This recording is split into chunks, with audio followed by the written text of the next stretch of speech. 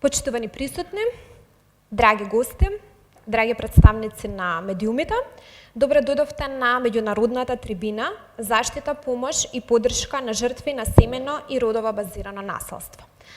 Го очекуваме пристигнувањето на градоначалничката на град Скопје Данила Арсовска, која што според нашите последни информации ќе се појави околу 18 часот заради одложени обврски за денеска, така што ќе направиме мала измена во редоследот од агендата што ја имате пред вас.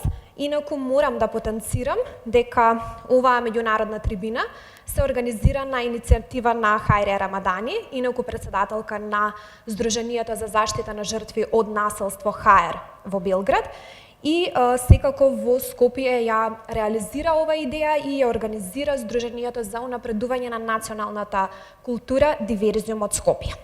Главен покровител на настанот, како што веќе знаете од промо-материјалите што ви ги доставивме изминатите неколку дена, е град Скопје и градоначалничката Данила Арсовска, која што ќе биде присутна денеска на ова трибина, дава посебен придонес во незина реализација и организација. Исто така се заблагодарувам на Билјана Стојковиќ, која што инаку е више советничка во секторот за антидискриминацијска политика и унапредување на родова рамноправност во Министерство за човекови и малцински права и социјален диалог на Република Србија и членка на Советот за насилство во семејството во владата на Република Србија. Реализацијата на овој проект исто така ќе беше невозможна доколку ги немавме нашите партнерски организации и здруженија. Тоа сте вие кои што денеска ќе бидете говорители на оваа трибина и ви благодарам што ја препознавте ова идеја и нејзината значајност и што се придруживте во тоа да направиме социјална мрежа од релации и да работиме на размена на практики, искуства и знања кои што ги имаме во оваа област. Исто така, медиумските покровители кои што известуваа и најавуваа за овој настан, Инфомакс е главен медиумски покровител на настанот, морам да ги споменам. Исто така има значајна улога во самата реализација и организација на овој проект, особено во контактот со јавноста и пренесување на значајната порака која што сакаме да ја испратиме заеднички до пошироката публика. Морам да кажам дека и да нотирам во кратки црти дека сите во животот сме барем еднаш биле жртви на насилство, без разлика дали било вербално, психичко, сексуално, физичко, во кое било својство на дете, сопруг, вработен, носител на јавна функција и без разлика на нашата полова и возрастна припадност. Насилството е многу почеста појава, но за него мораме да зборуваме, за тоа конечно да стане проблем и да има некаков третман и да се понудат соодветни решенија. Секој од нас секако е потенцијална жртва на насилство и затоа да му застанеме заедно на патот на насилството. Наместо, како што веќе претходно кажав, Данила Арсовска, градоначалничката на Скопје, која што ќе го одржи својот говор во 18 часот по незиното пристигнување, ќе ја повикам на говорница Билјана Стојковиќ, инаку представничка на Министерството за малцински и за човекови права и социјален диалог во Република Србија. Повелете.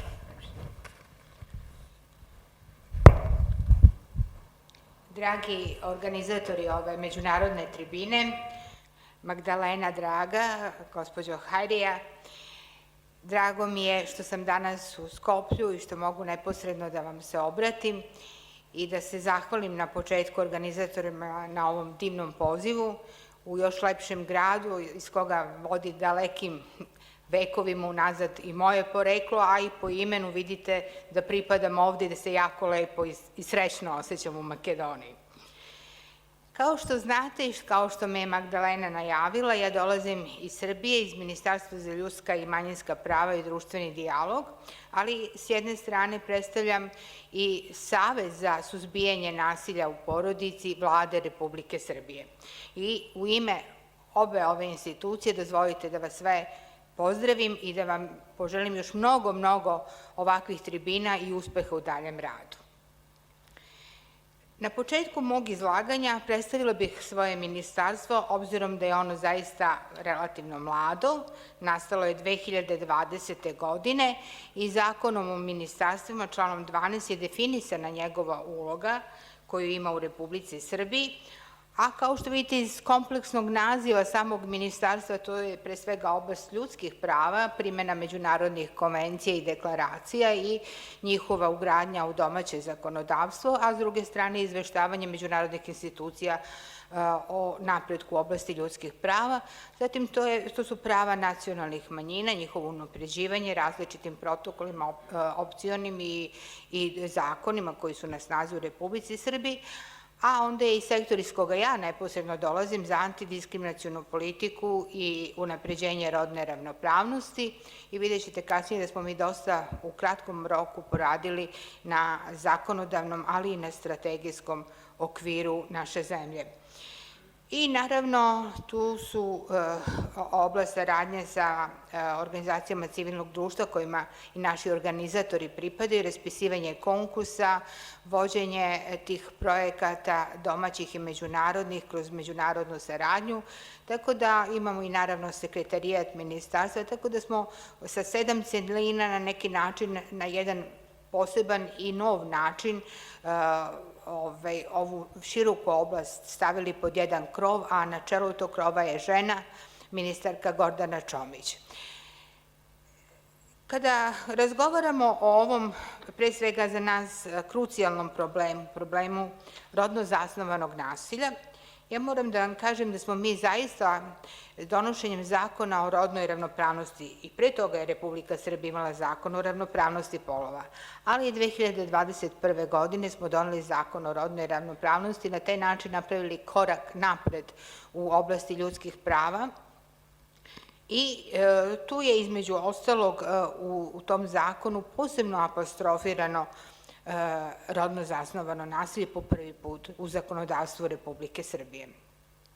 I pre toga smo mi imali jedan vrlo solidan i kvalitetan zakon donet 2017. godine, Zakon o sprečavanju nasilja u porodici, koji je uveo institut grupa za saradnju i koordinaciju i koji u velikoj meri različite strukture u našem društvu, kao što su centri za socijalni rad, Ministarstvo unutrašnjih poslova, zatim tu su naravno tužilaštva, ali po potrebi i druge institucije kao što su pomesne obrazovne institucije, pomesno zdravstvene institucije, uključene u zbrinjavanje žrtava nasilja, ali na neki način i na pravovremeno sprečavanje samom pretnjom kazni koja je pojačana i konkretizovana, uključujući i zabranu prilaska žrtvi, ali i zabranu prisustva u stanu u kome je izvršeno nasilje bez obzira na vlasništvo.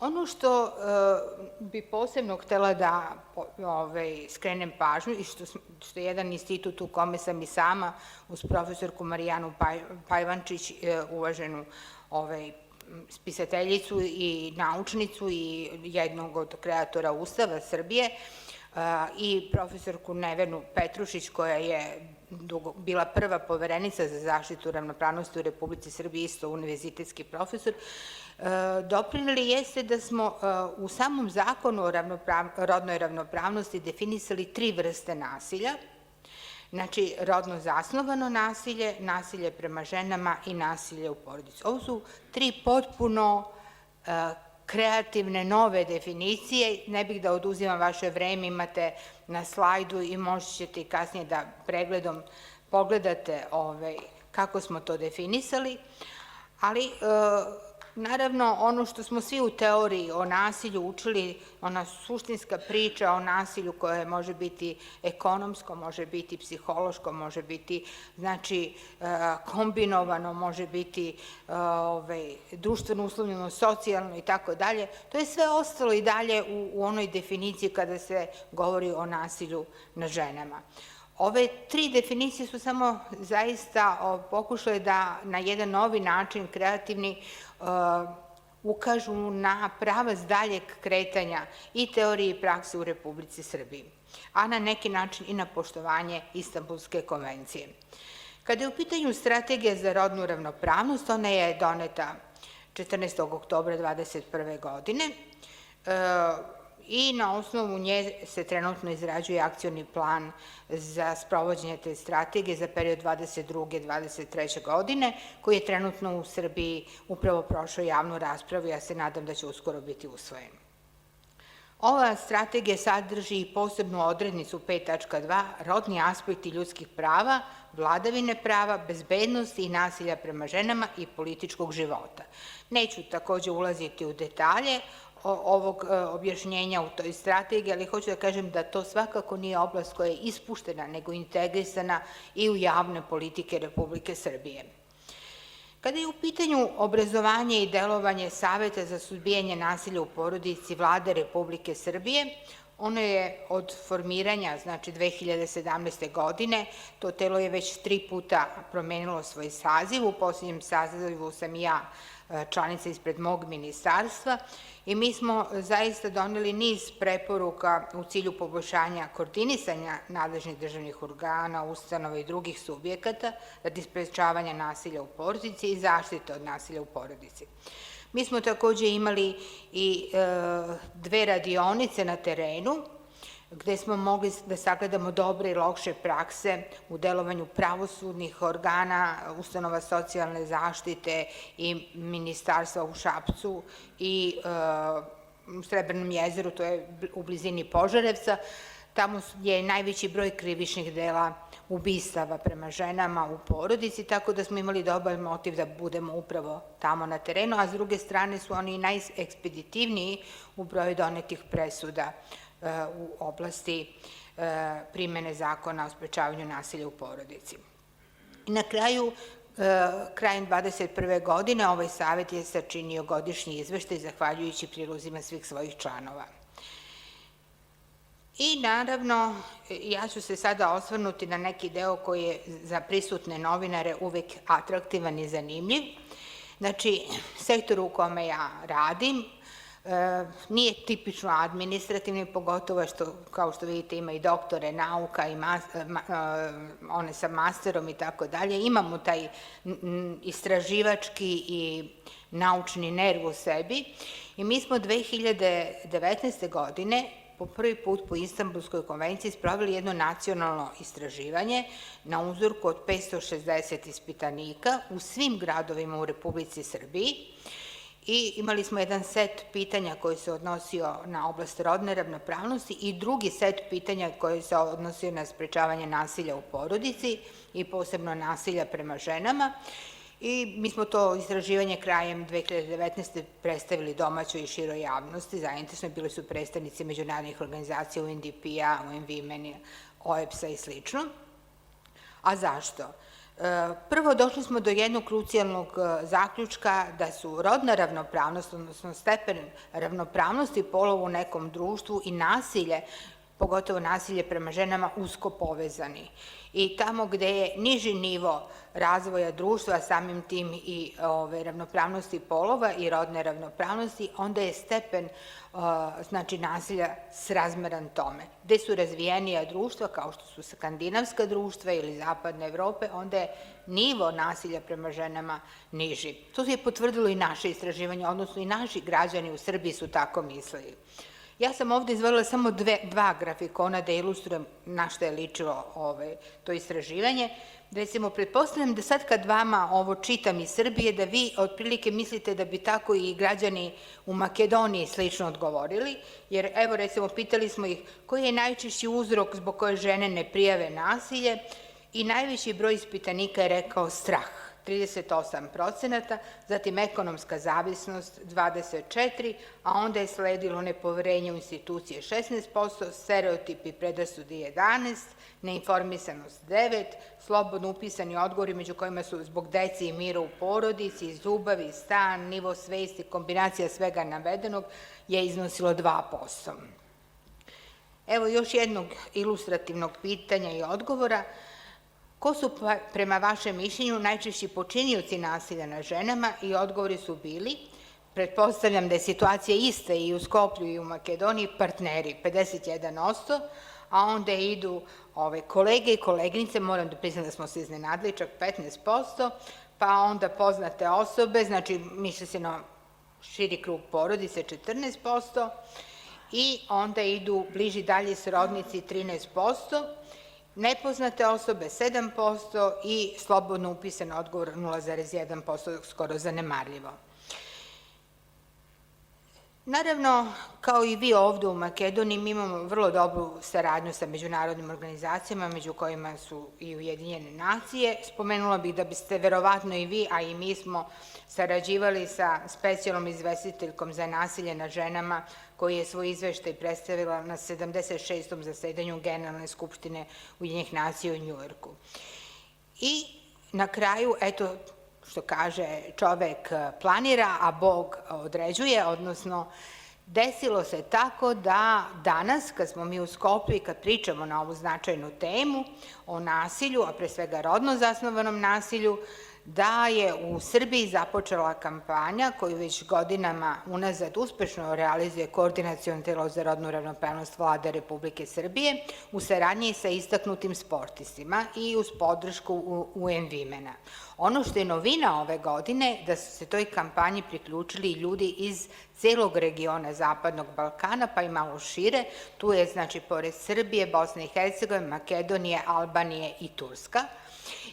Tako da je to zaista jedan lep gest i dozvolite da sa njihovom parolom budi ti prva liga u smislu plemenitosti i čojstva jačeg pola prema slabijem polu, muškaraca prema ženama, da završim svoje obraćanje vama uz veliku zahvalnost još jednom na ovom lepom pozivu.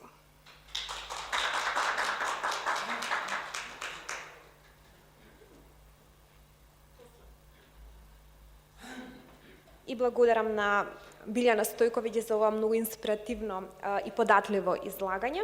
А сега го започнуваме оној вториот блок од трибината, кога ги имаме говорителите на настанот, односно представниците од граѓанските здруженија и стручните лица од областа на социјалната работа и политика да ги одржат своите презентации, а прва според оној список кој што јас го имаме е Хајрија Рамадани, можеби најзаслужната што денеска сме токму тука и разговараме на оваа тема. Повели.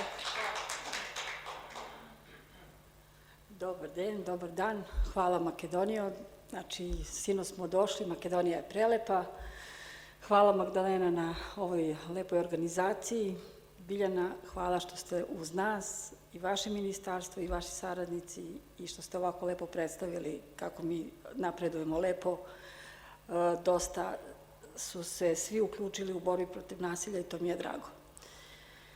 Hoću da vam kažem, evo da se predstavim prvo kao udruženje. Udruženje je nastalo 2016. Udruženje su osnovali baš žrtve nasilja. Ovo je prvo udruženje u Evropi koji su osnovali baš žrtve nasilja, koje su se sastale u Sigurnoj kući, gde je bila moja ideja da nešto napravimo stvarno za žrtve nasilja i da prekinemo ćutanje. Obično su se žrtve nasilja stidele svega toga što je jedan nasilnik uradio, gde sam videla da je tu greška. To idu kazaljke na sat u pogrešnom smeru, gde uvek nekako predstavljaju žrtve nasilja da su jadne. Te žrtve nasilja koje sam ja upoznala, imala sam prilike u Sigurnoj kući i posle Sigurne kuće, pošto sam ja bila u Sigurnoj kući godinu dana, ja sam isto žrtva nasilja. Posle toga smo nas 18 živali u jednoj baraciji, gde sam videla koji problem imaju te žrtve nasilja, gde nailaze na neka pitanja gde su stvarno, ne znam, ne bi trebalo tako da se niko ponaša prema njima, da ih pita a što si toliko trpela, a što to nisi uradila na vreme, a što si ga izabrala. Znači, žrtva nasilja je nešto rešila da preseče i traži pomoć od vas i rešenje. Znači, dajte rešenje, a nemojte da osuđujete. I tu ona doživi blokadu i kaže ko će mene da sasluša i ko će meni da veruje. S kim ja da razgovaram, da li sa advokatom, sa sudijom, sa institucijama, sa nevladnim ne, niko nema razumevanja. Znači, i onda smo rešili, ajde da se mi na drugi način borimo. Znači, rešili smo da osnovimo udruženje gde hoćemo da više ne predstavljamo ovako ko na ovoj slici žrtve nasilja. Vi ćete vidjeti na našim Facebook stranicama, nigde nema krvave žene ni modre žene. Mi se borimo na sasvim drugi način. Mi hoćemo da pokažemo koliki smo mi heroji, jer istrpiti tako nešto, što od strane supruga ili nasilnika, ili nasilnice, svejedno, to može samo jedan jak čovek da izdrži, jako ponosan čovek. Znači, to ne može bilo ko da izdrži i ne može bilo ko da izađe iz svega toga.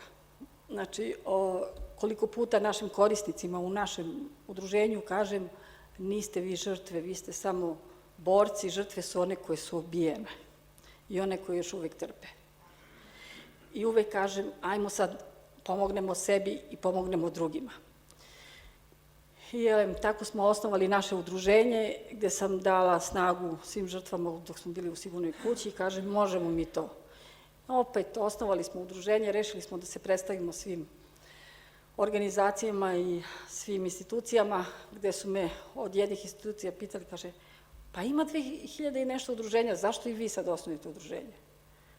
Ja sam onda pitala, a šta rade ta udruženja ako ima toliko žrtava nasilja? Prema tome, opet nisu verovali da će žrtve nešto da naprave, ovako nešto, a hoću da vam objasnim kako smo mi krenuli. Naš prvi sastanak je bio u parku. Naš 10 zajedno nismo imali gde da se sastanemo. Prvi sastanak je bio u parku. Sećam se ko danas pocepane čizme kroz sneg, -17, pošto smo se osnovali u novembru, a u januaru smo rešili da pozovemo sve institucije, ambasade koji su došli da nas čuju i hvala tad Ministarstvu unutrašnjih poslova, došli su da nas podrže i da otvore skup i da nas čuju, gde smo jasno i glasno rekli koji problem imaju žrtve nasilja tek posle nasilja, kad su rešili da kažu ne i kad su ispucali sve ono što pruža neko da pomogne žrtvi nasilja, a to je Centar socijalne rad, Sigurna kuća, neka nevladina organizacija i kaže, eto, pomogli smo ti. Ne, tek onda počinje nasilje. Tek onda počinje problem u životu i zašto se žene žrtve nasilja vraćaju nasilniku? Zato što nemaju uslove, zato što nemaju razumevanje, zato što nemaju podršku. Onda sam rekla, ajmo da pomažemo žrtvama nasilja tek posle Sigurne kuće. I mi smo ti koji smo napravili, imamo 12 timova u udruženju, imamo 7 kancelarija po Srbiji, imamo u Sarajevu i naravno zovu nas i ceo region, a i šire da otvorimo kancelarije i da gostujemo kod njih. Što se tiče udruženja naših timova, stvarno su aktivni timovi gde imamo, predstavit ćemo se ukratko, tu su samo deo timova i zahvaljujem se Ministarstvu što su prepoznali nas rad, pa su nas uključili u njihove radne grupe za izmenu dopunu zakona i u radnu grupu za unapređenje civilnog društva, gde smo koliko toliko dali svoj doprinos i gde smo opisali u stvari šta žrtva nasilja prolazi posle svega toga. Znači, ona je stalno, mi radimo na tome da ona zaboravi šta se desilo, jer stres je drugi ubica po redu. Svi mi brojimo koliko je žena ubijeno, niko ne broji koliko je žena umrla od stresa ili koliko je žena pobeglo iz svoje države ili svoje kuće ili samo da bi našla spas. Onda smo počeli da pričamo šta žena prolazi kad počne da se bori sama. Pa možete zamisliti ako suđenje traje 7 godina, a ona treba da plaća stan, da plaća suđenja, da plaća razne takse. Pa zamislite, na primjer, jedno veštačenje je 60.000 dinara i kažu zašto je odustala, kriva je bila. Odustala je jer nije imala. Ja nisam odustala zato što sam trenutno sama, sin mi je veliki, imam posao i refinansirala sam kredit, ali neko ko ne radi, koji ima 3 dece, itekako odustane od suđenja, kad dođe na red sudsko veštačenje. Pa gde su onda te organizacije? Gde su onda tad da se pomogne, da se nekako snađe, da ne odustane od suđenja? Zato molim i stvarno biram sa kojom ću organizacijom da radim i stvarno ću da javno pričam koja organizacija nije radila kako valja, ja pričam i koja institucija ne valja. Znači, u svakom slučaju, kod nas dolaze i žrtve nasilja koje su i stranci, evo, skoro smo imali jednu iz Palestine, gde smo otišli u palestinsku ambasadu, gde smo tu reagovali i stvarno su našli odmah rešenje. Tako da, ni jednu ženu, ni jedno dete nismo ostavili na ulicu, ni jednog momenta, ni jednog trenutka. Mi postojimo od 2016. Bube zna kad smo, naše udruženje, nismo znali kako se radi sa udruženjem, napravili smo regionalnu tribinu. Znači, došli su iz svih krajeva, videla je ona. Imali smo 4 panela gde su bile prvo institucije, pa verske zajednice, pa stručni ljudi, znači psiholozi, psihijatri, sociolozi i mi kao nevladine organizacije. Da vidim baš ko je. Pa nisu znali da mi odgovore na jedno najbanalnije pitanje, da sam ih pitala zašto žena je u stanju da uvati 2 dece ispod miške i da izađe u papučama, a otac to ne uradi nikad. On ostane da brani imovinu. Zašto se to dešava? Znači, mi grešimo, mi učimo pogrešno. Mi imamo jako lep zakon koji lepo glasi od 1957. gde treba da se deli imovina, a ne deca. Šta mi radimo? Sve ostavljamo sinu, ćerki ništa, miraz ili ništa. A zašto je to tako? Zašto mi stalno pratimo običaje, ne pratimo zakon? Pa dok ćemo da podaštavamo ženski rod? Zar vas majka nije rodila? Evo, naš logo je zemlja. Zemlja je, vam dosta govori, zemlja ženskog roda i zemlja vas hrani i uzima. Tako i majka nešto najveće. I volite svoje majke, volite svoje sestre, volite svoje ćerke, podelite i ćerkama koliko podelite i sinu. Opet će pre ćerka da vam izađe u susret nego sin, ali nemojte da mislite sad da ja nešto imam protiv muškaraca, imam 4 brata, imam sina, nemam ćerku, ali to je istina, znači sve što smo sagledali, obično se to tako dešava, jer radim sa žrtvama nasilja, živim sa njima, dan danas živim, delimo stan, znači ja sam i dalje u sistemu gde nisam izašla iz problema. I dalje se sudim, i dalje sam podstanar, a to traje 7 godina. I zar neko nije žrtva nasilja? Jeste. Zato kažem, nas niko ne može da oslobodi tog nasilnika, jer stalno nas podsjeća. Mi radimo na tome da žrtva zaboravi to nasilje, ali vi kad idete na suđenje, kad idete u Centar za socijalni rad, uvek vas podsjećaju i vraćaju na taj dan. Zašto? Zašto mi ne date da živim dalje normalno? Ne samo ja, i ta deca koja su tu. Znači, zašto to dete ne bi znao da kaže, važi, moj otac hoće da mi plaća alimentaciju? Zašto bi to suđenje za alimentaciju trajalo? Pa da li taj neko nije svesan da tom detetu treba nešto danas da pojede ili da kupi knjige u školi? Ne daje ženi, ne daje nikom, daje detetu svom. Zato svi mi moramo, dok ne probudimo svest da svaki pojedinac tako razmišlja, nikad nećemo se rešiti nasilja. A zamislite, na primjer, u Srbiji svake godine ima oko 30 žena ubijeno, gde su 30 očeva u zatvoru, a 60 dece su nam na ulici koje će da ožene vašu decu. I zamislite do 2050. koliko će biti nasilja. Svet puta 2. I nemojte misliti da to mene neće zadesiti. Ja sam mislila da mene to neće snaći, jer eto kako sam elokventna. I ja sam posle toga kad mi se to desilo, kažete, pa vi meni ne ličite na žrtvu nasilja. A šta vi mislite, kako treba da izgleda žrtva nasilja? Kako treba da izgleda? Jer žrtva nasilja stvarno treba da izgleda kao na ulici, što je da nema za hleba i da prosi. Ne. Imamo mi žrtve nasilja koje imamo podršku, to su poznate ličnosti, veliki sportisti, ljudi na položaju koji su možda u sudstvu, u ministarstvu, profesori, doktori, kod nas u udruženju isto su žrtve nasilja. Nemojte misliti da to nikog ne može. I tekako može bilo koga da snađe. Kod nas u prvoj godini smo brojali samo 90 žrtava nasilja, 12 muškaraca. Mi svake godine javno iznesemo našu skupštinu, gde ćemo predstaviti šta smo uradili, ko nam je koliko pomogao. Tako da sve radimo transparentno i želimo da damo podsticaj drugim organizacijama stvarno da rade transparentno i stvarno da pomognu. Kad se uhvate za jednog žrtvu nasilja, dajte, izvedite skroz do kraja. Jer nije joj lako da se sudi 7 godina i da plaća kredit i da odustane ako nema da plati veštačenje ili sudsku taksu. A pritom ima korumpiranih i sudija i advokata. Mi imamo sreće što stvarno kod nas pravna služba hoće da prati, da izlazi i bukvalno obaveštava šta se desilo sa svakom žrtvom i dokle su stigli. Tako da jednostavno radimo stvarno kao jedna porodica i ja se zahvaljujem što ministarstvo, na primjer, prepoznalo naš rad, gde stvarno se uvek odazovu i uvek su uz nas i uvek nas prate.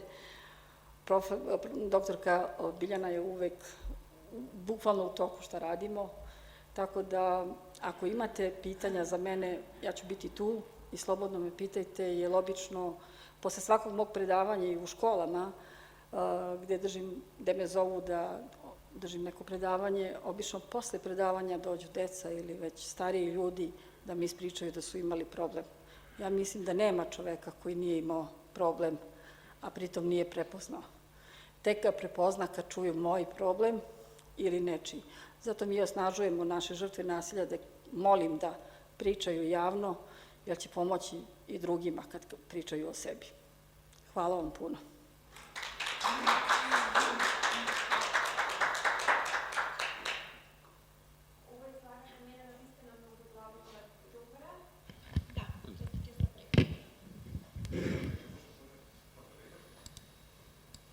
Длабоко ме допре твоето излагање и предизвика длабоки чувства и емоции кај мене, не само размислувања, и ти благодарам за тоа што ја изнесе својата приказна и ја сподели со нас.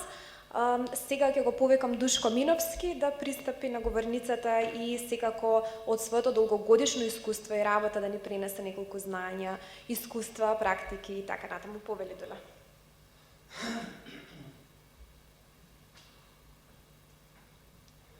Добар ден на сите, се извинувам, вака малце имам проблем со крилото.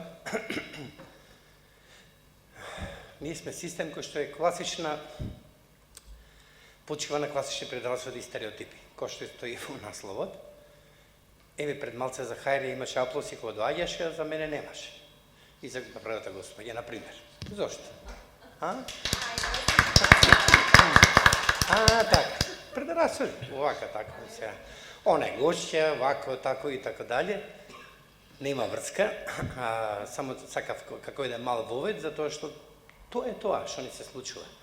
Ја се надевам дека релевантно ќе зборам, затоа што навистина 30 години сум во дејноста и областа на социјалната политика и заштита, а да не кажам преку 25 години работа во Центар за социјална работа, и тоа на повише категории, со граѓани сите, ние ги викаме категории на граѓани кои што живеат и споделуваат и се во ризик.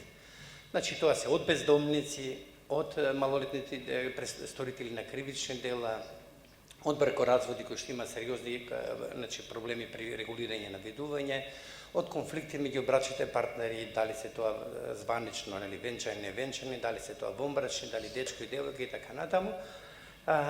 Значи, се она што представува стари лица, изнемоштени лица, хендикеп и така натаму, се она што представува баласт и проблем, а тие луѓе, тие граѓани кај нас, малолетни, полнолетни, во пар, во цело семејство и така натаму, се тука, близко до нас, ги гледаме, се соочуваме со нив, а посебно сега имаме една друга приказна што би сакал да ја споделам со вас, не е приказна, туку е историја баш, она што би значило што сериозно патиме како аномалии, само не само во Македонија, туку и пошироко, на Балканот, а тоа е ситуацијата на непрофесионализмот, да речеме, или личните проекции на лицата кои што работат ваква работа.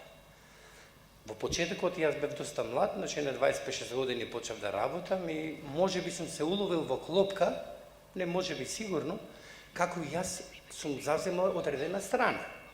Например, доаѓа бракоразвод, кај што ми доаѓа преку судска постапка, и јас ги повикувам брачните партнери да разговараме на темата за кое што се они тука.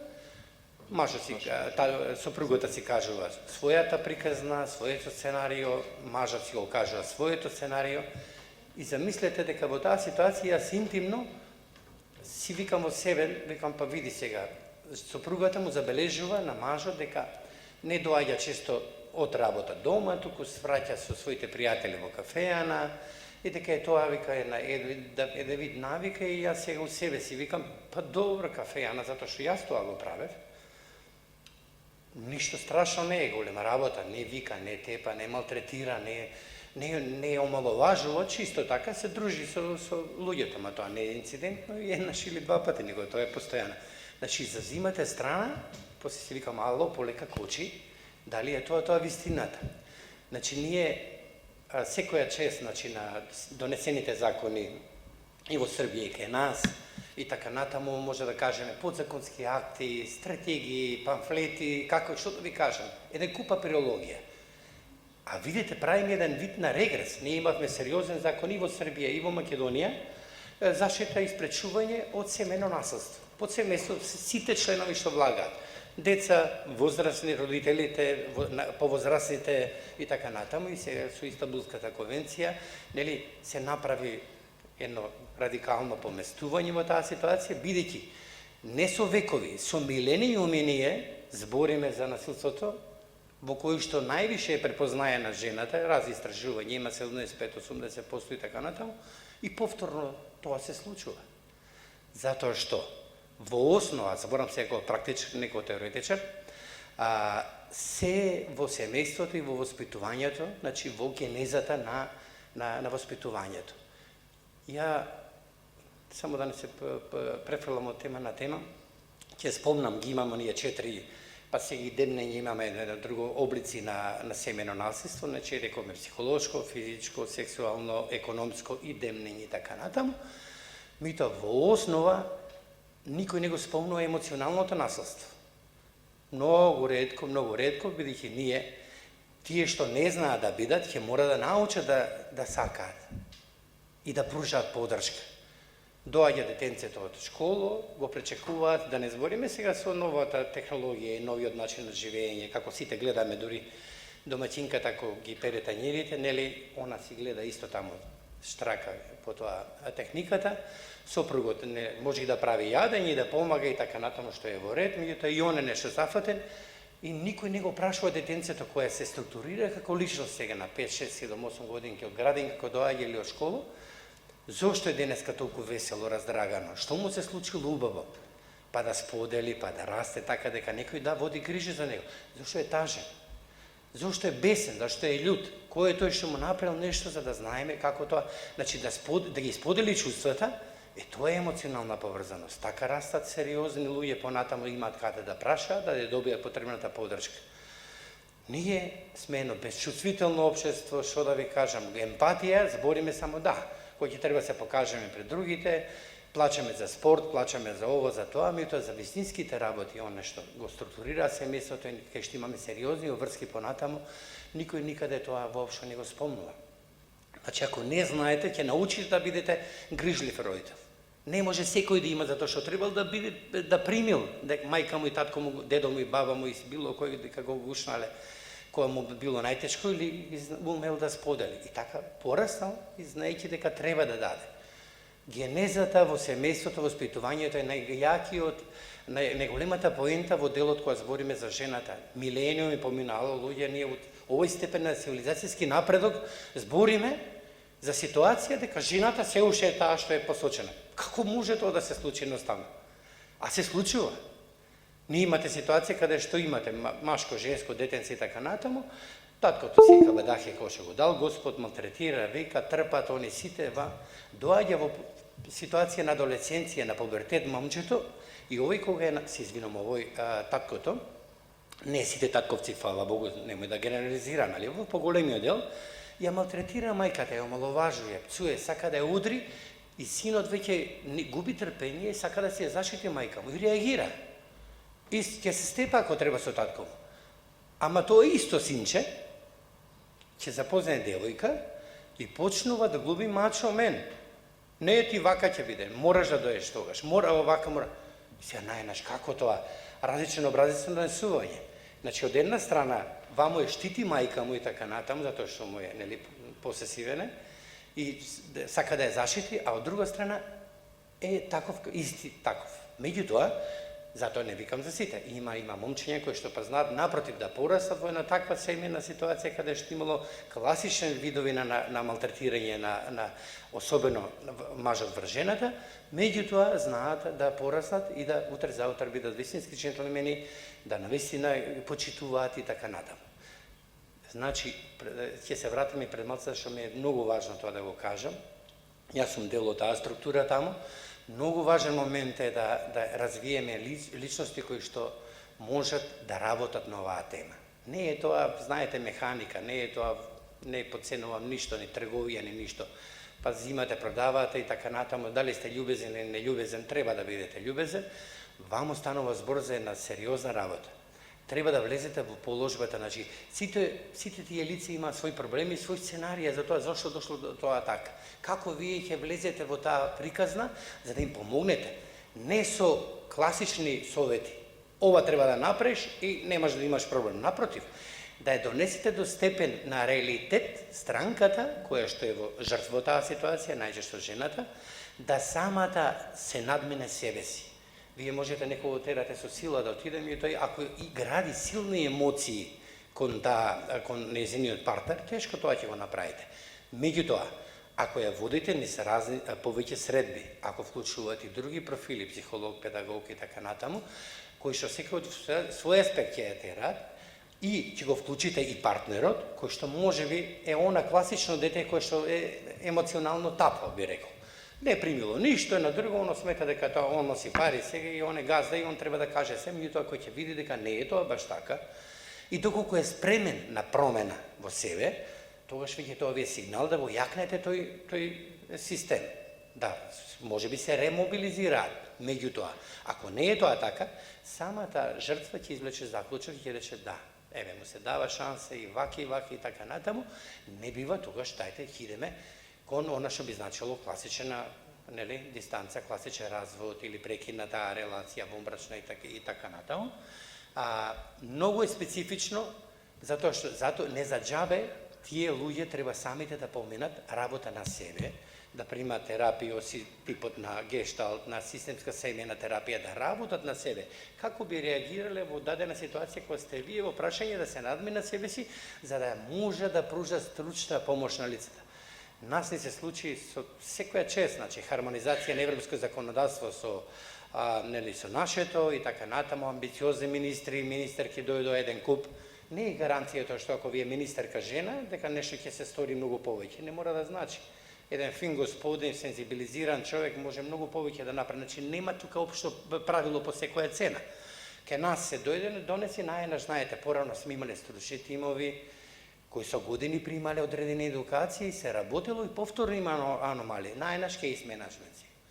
Као кмет, доаѓам на оваа територија од дека околу општина, град Скопје, и тука разведувам, тука доверувам деца, тука ставам постарателство, тука работам со хендикеп, тука со бездомници, со се. Вау! Каде ќе имате таков универзален стручњак вие? Каде може едно лице? Они прашуваат и сега се случуваат абсурдни работи, затоа што ние во министерство ги добиваме по плакето таму. Ја разбирам дека нема идеално да се нешто разрешува, ама да такви абсурдни работи доаѓаме до ситуација, ве сега имам ситуација, мајка,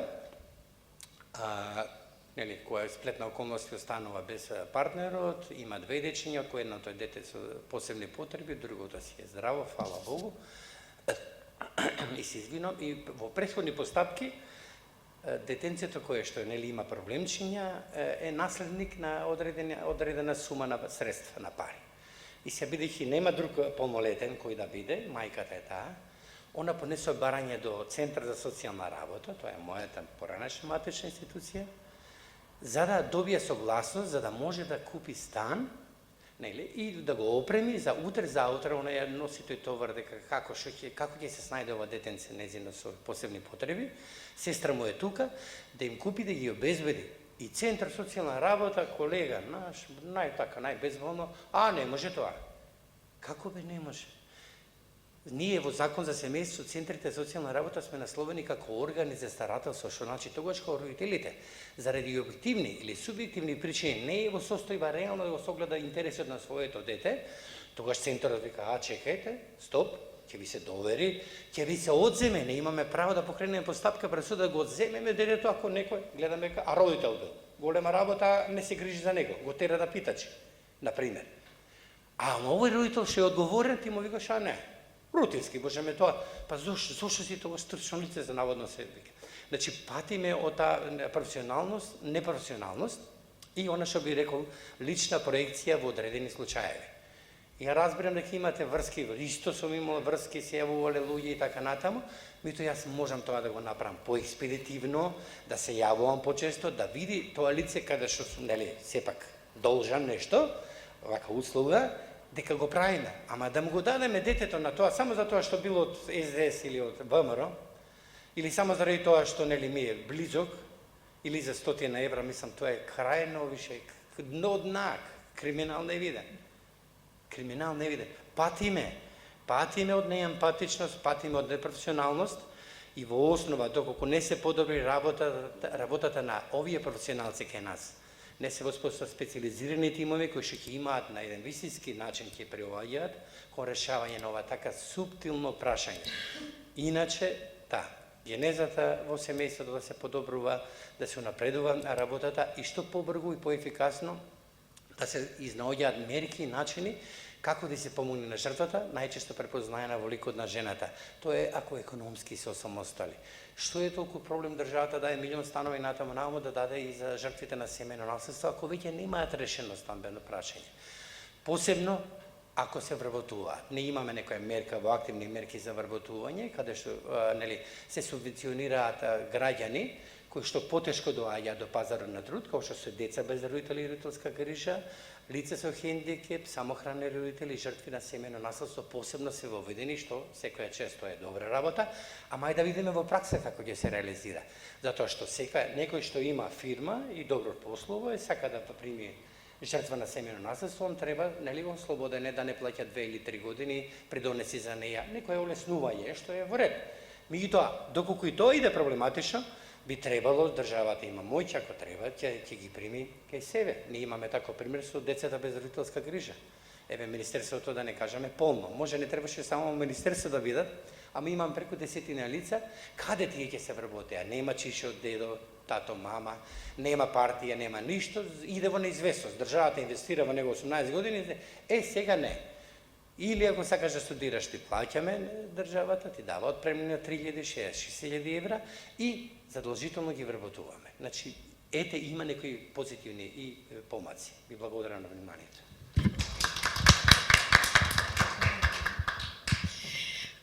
Ти благодарам, Душко, за ова многу поучно излагање што го имаше, а следна говорничка на трибината ќе ја повикам мојата колешка Наташа Доковска, која што инаку е новинарка и представничка на Новинари за човекови права.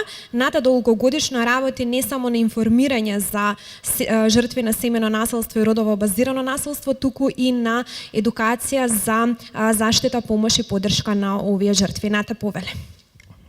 Благодарам, Магдалина.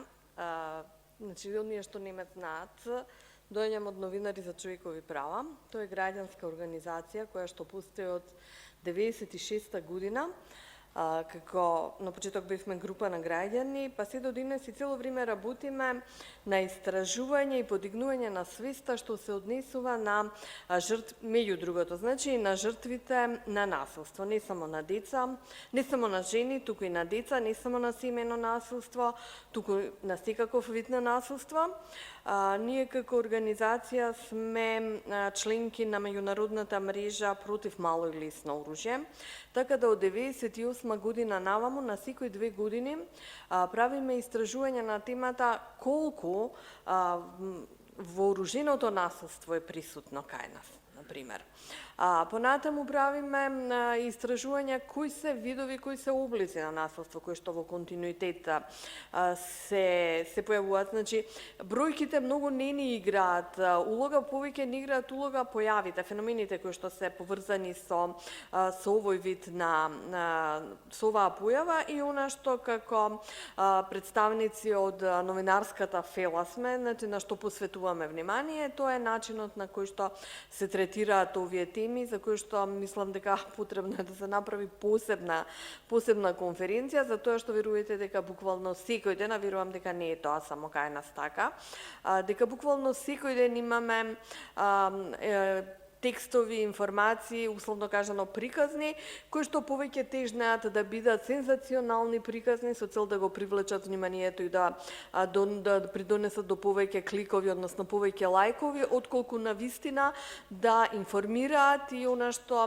ние како организација и како група новинари се залагаме, да испратат порака која што ќе има едукативен карактер врз оние кои што ќе го прочитат, затоа што не е важно дали некој некого, мислам, важно е дали некој некого убил, но не е важно кој е убиенот и кој е убиецот. Приказната е зошто е убиен и што да се направи за тоа да се спречи. Кај нас важно е кој кого убил и нели после да седнеме сега да збориме па зошто се степали, зошто се убиле.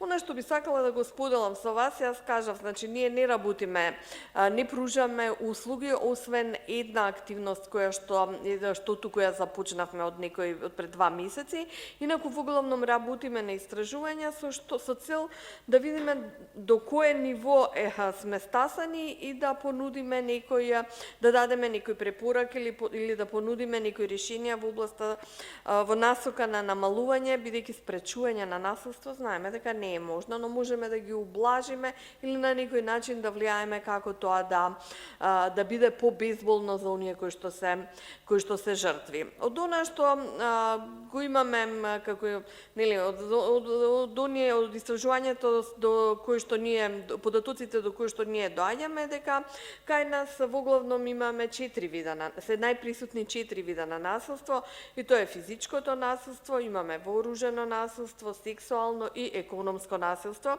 Јас ке се надорзам и тоа Душко што кажа дека и емоционалното насилство е се повеќе присутно, особено сега во периодот на пандемијата, во времето кога бевме дома затворени, но овие 4 се оние кои што се на некој начин најприсутни.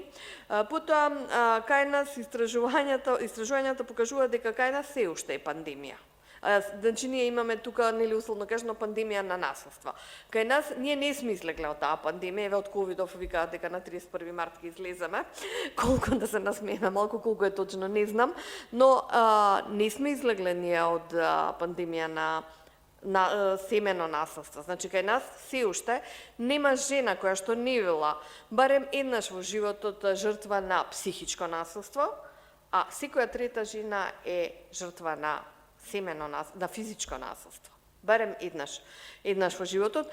Мене ме загрижува тоа што информациите кажуваат дека се повеќе млади девојчиња стануваат жртви на насилство и тоа се повеќе во училиште од соученици, другарки, пријатели, колку од девојчиња, колку од машки, толку и од девојчиња. Значи, меѓусебното нетрпение се почесто и се повеќе девојчиња стануваат жртви на така наречен булинг.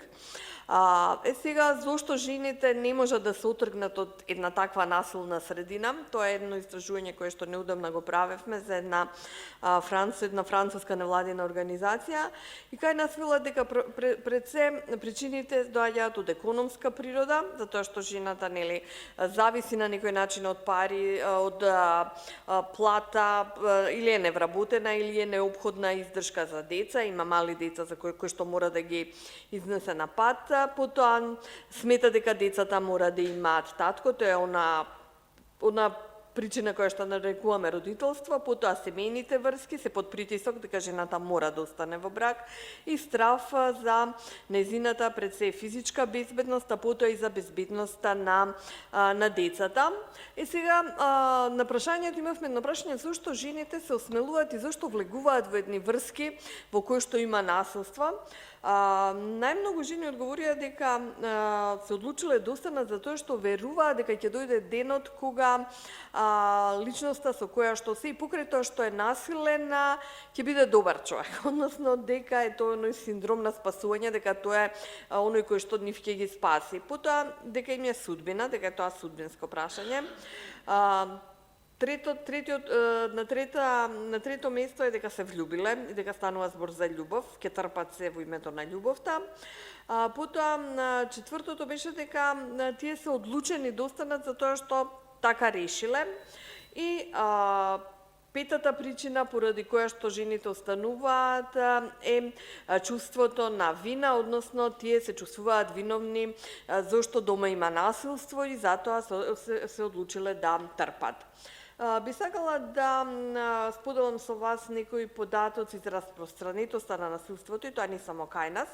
За кај нас ви кажав дека секоја жена е жртва, барем еднаш во животот била жртва на психичко насилство, додека секоја трета жена била жртва на физичко насилство. Во Европска Унија 1 од 3 жени доживеале физичко или сексуално насилство до 15 годишна возраст.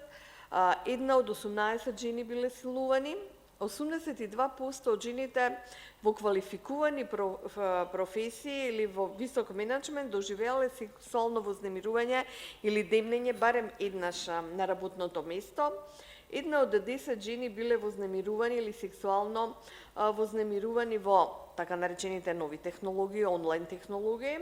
Повеќе од половина или 55% од жените доживеале сексуално вознемирување на улица и 1 од 3 жени доживеале навредливо психолошко однесување од партнерот.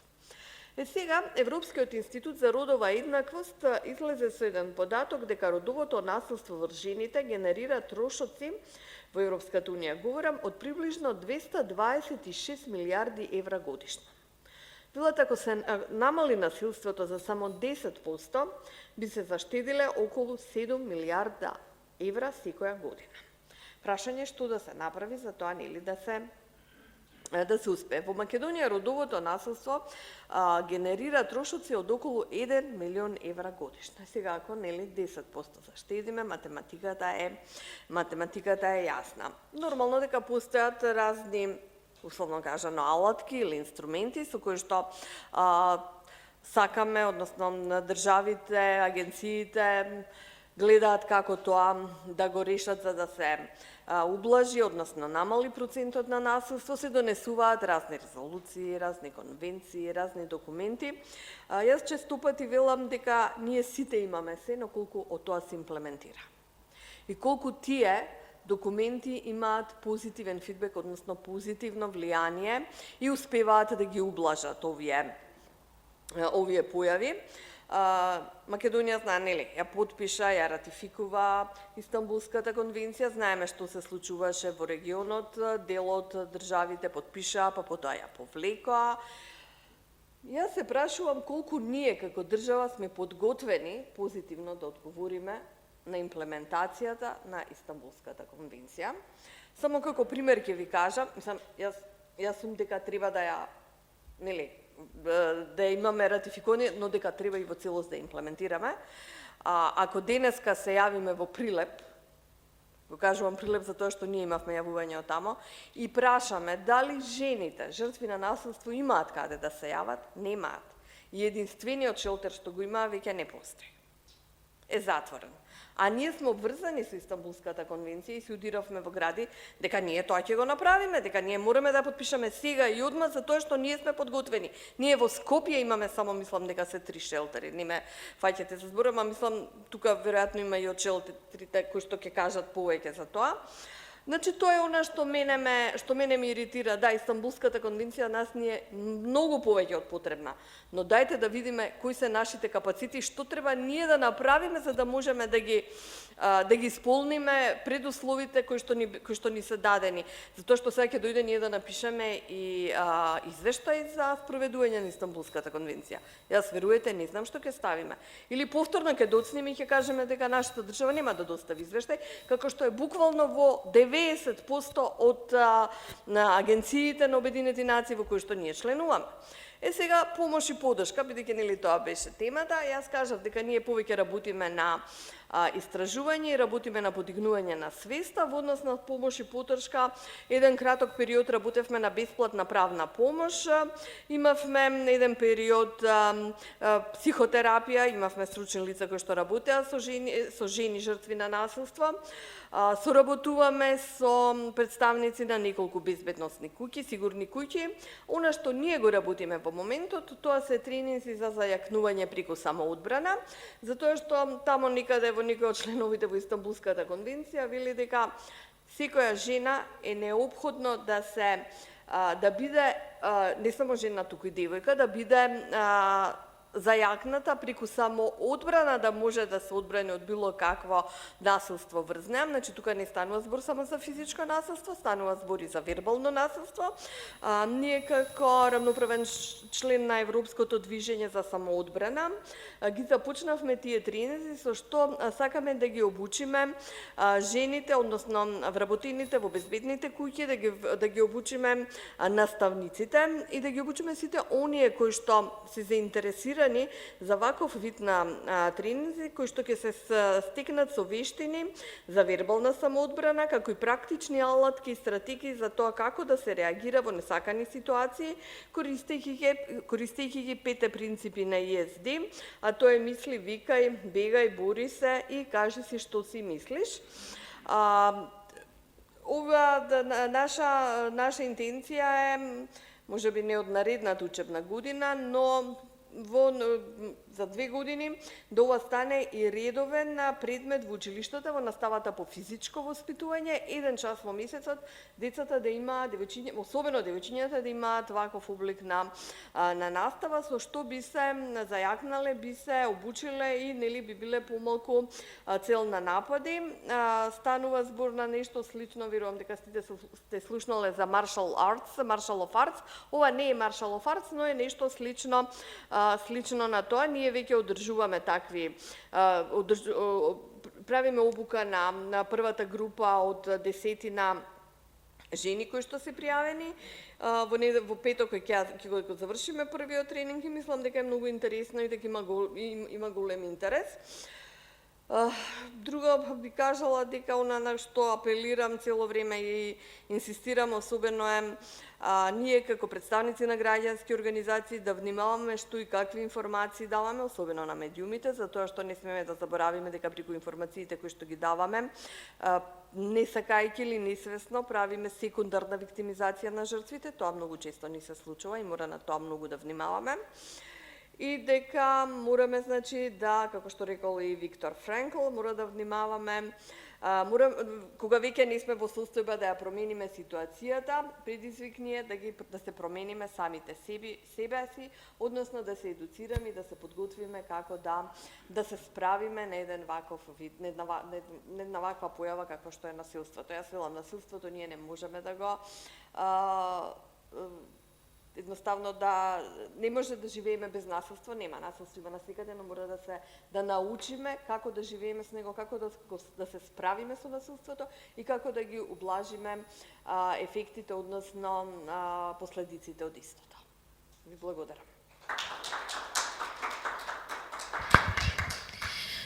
И благодарам на Наташа Дуковска од Новинари за човекови права, која што ни објасни како новинарите можат да придонесат за помош, поддршка и заштита на жртви од семејно и родово базирано насилство, а од следната говорничка на трибината ќе дознаеме повеќе за насилството врз децата и тоа кај родители кои што се разведени. Инаку следната говорничка на трибината е Љубинка Јаневска од Здружение Центар за рамноправно родителство Децата пред се. Љубинка, повели. Благодарам, Магдалина. Добар ден на сите. Вака сега, за почеток, претходно што ги слушнавме, повеќето ги слушнавме, станува збор за насилство врз жената. Јас одработувам еден сосема поинаков тип на насилство што се случува врз децата, посебно децата кои што се дел од разведени родители. После бракот, после самиот развод, родителите меѓу себе веќе престануваат да комуницираат, почнуваат едни негативни напнати ситуации, каде што се разделуваат, децата го понесуваат комплетниот товар, комплетниот терет после тие разводи. Каде е изворот на ваквото насилство? Изворот е во Законот за семејство. Законот за семејство во член 45 предвидува еднакви родителски права на мајката и таткото, но во член 78 предвидува дека ако родителите се разделат, треба да се спогодат кај кој родител децата ќе се доделат на чување и воспитување, а ако не можат да се спогодат, за тоа ќе реши Центарот за социјална работа. Значи, родителите кога се разделуваат, тие веќе не се со еднакво родителско право. Тука настанува нивната поделба на секундарен и парцијален родител И во зависност од тоа, Центарот за социјална работа, како и што ќе одлучи да ги додели децата, тука почнуваат проблемите на сите деца. Обично, родителот кој што ги добива, јас свака ќе земам малку пообично, ќе зборувам, нели се разделуваат мама и тато, детето останува и се доделува на грижа и чување кај мама. Најчесто тоа така се случува кај нас по дефолт, затоа што немаме никакви промени во законодавството. Мило ќе ми биде навистина многу доколку се случуваат такви промени, затоа што моменталните проблеми кои што ги имаме, најмногу потекнуваат токму поради тие правилници што се случуваат во Центарот за социјална работа, што се премногу застарени. И сега мама е лута на тато, треба да го однесе детето за викенд да се види со тато, а тато добива едва и 3 до 5 дена максимум видување, и тоа ако е еден од посрекните татковци. Едниот викенд детето се разболува, другиот викенд детето има обврски, третиот викенд повторно нешто се случува. Се руши комуникацијата помеѓу детето и таткото. Јас ќе си дозволам да ги именувам како мајка и татко, токму поради тоа што во нашава држава тоа е пракса. Претходно беше наложено да не ги именуваме, да бидат родител 1, родител 2 или примарен и секундарен родител. Но грото од децата се доделени на чување и грижа кај мајките.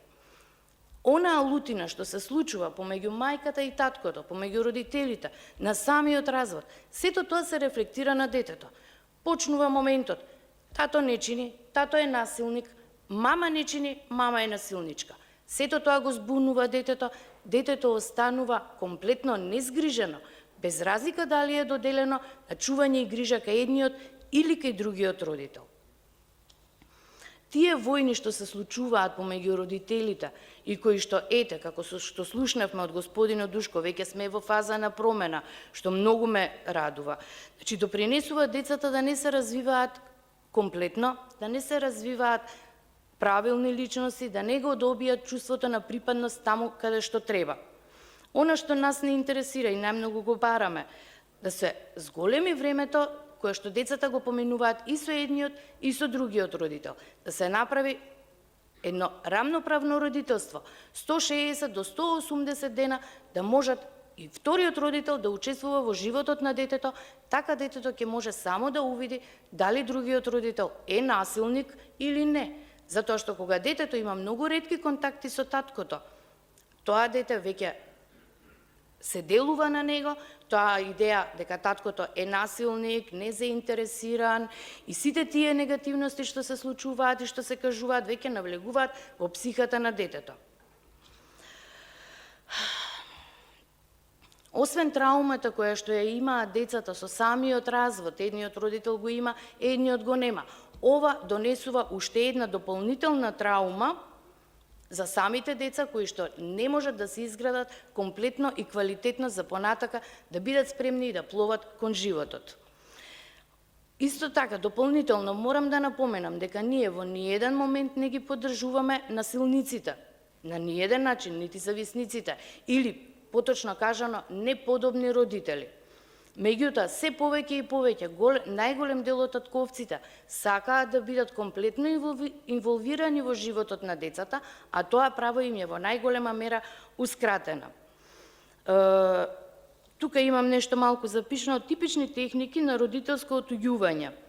Злонамерно зборување против другиот родител, таткото и мајката си најде друга, не остави нас, тебе не те сакаше, мене не ме сакаше, креирање на злонамерни погрешни сеќавања. Таткото или мајката ме тепаше, те тепаше тебе, не те чуваше добро, или секојдневните ситуации, ограничување на времето за гледање телевизија. Таткото не ти дава, мајката не ти дава. Нормално дека не треба да се даде на дете, но тоа не смее да се употребува за детето да се учи да биде против оној другиот родител или да ја намалиме блискоста која што детето треба да ја има со двајцата родители. Уште еден момент кој што е многу битен, посебно во делот на работа со Центарот за социјална работа, премногу лажни пријави за насилство од страна на мајките кои што ги имаат добиено децата за гледање и грижа, дека станува збор за татковци насилници. Обично, мајката на секоја пријавува дека таткото е насилник. Со самата поднесена пријава на таткото му се крати секакво право на видување со децата, или доколку не му е скратено, се минимализира на 2 до 3 сати под надзор. Веднаш се покренува постапка за тоа дека некаде е пријавен насилник. Но кога ќе се види дека тоа во суштина е лажна пријава, ниеден момент не се покренува постапка кој ја направил таа лажна пријава и да се бара одговорност за таа лажна пријава. Тоа е уште едно нешто што исто така многу битно кај нас. Во моментот на разделување на детето од таткото, не го разделуваат детето само од таткото. Се разделува детето од целокупната фамилија на таткото, од целокупниот живот на таткото. Едно дете има корени и од страна на мајката, има корени и од страна на таткото. Ако му ги одземеме еден дел од корените, тоа нема да функционира правилно. Исто како што треба бабата на мама да биде присутна во животот на детето, исто така треба да биде баба присутна и од страната на таткото, или тета, чичо, било кој останати пријатели, блиски, подалечни, сите понатаму. Само така можеме да имаме комплетно израснати, квалитетни по карактер деца, кои што понатаму треба да го продолжат ова општество. Сега има малку минимално движење во позитивна насока во овој дел на проблемот, но до сега нема и останува работата да мора да се едуцираат родителите. Јас би рекла останува работата дека мора да се направат промени во правилниците, како и да се направи промена во законот за семејство, за да може да се приушти минимално таму каде што имаме расположение, каде што имаме можности, затоа што имаме на многу места и расположение и можности, родителството да биде поделено, заедничко да биде, да се регулира со минимум 150 до 180 дена годишно видување. Доколку одиме со некои цифри законски. Таму каде што веќе имаме и претходно без проблем согласност помеѓу двајцата родители, таму немаме потреба нити од Центарот за социјална работа нешто да учествува, да допринесува, нити пак одменување на закони. Но проблемот настанува таму каде што се појавува еден инает, каде што се појавуваат предрасуди, дека мора детето да биде само со едниот родител, пак нема да чувствува припадност колку има 2 доми. Нема 2 доми, има 2 родители, а домата може апсолутно секаде да биде. А детето е комплетно кога има се. Тоа барем сите го знаеме многу добро и реално така треба и да остане. Некои статистики за што и како се намалува. Значи вака. Оние држави каде што е воведено заедничкото родителство бележат драстично намалување на стапката на семејно насилство. Во скандинавските држави овие стапки се движат и до 80% помалку насилство за разлика во претходните 40 години. Во Франција оваа стапка е повеќе од 50% намалување на семејното насилство, затоа што не доаѓа до проблеми, несогласности и револти стварање. Доколку тргнеме еден извор на конфликти, сосема е нормално да се намали тензијата помеѓу бившите партнери, затоа што тоа и се родителите. Бивши партнери се разделуваат точно како бивши партнери, но не можеме да ги разделиме и да ги разведеме како родители. Мама останува мама, тато останува тато. Дали се заедно или не, они заедно треба да се грижат, да го израснат, да го сочуваат детето, кој што е кревко и кој што допрва треба да се изгради карактер, за да може да продолжи понатаму во животот.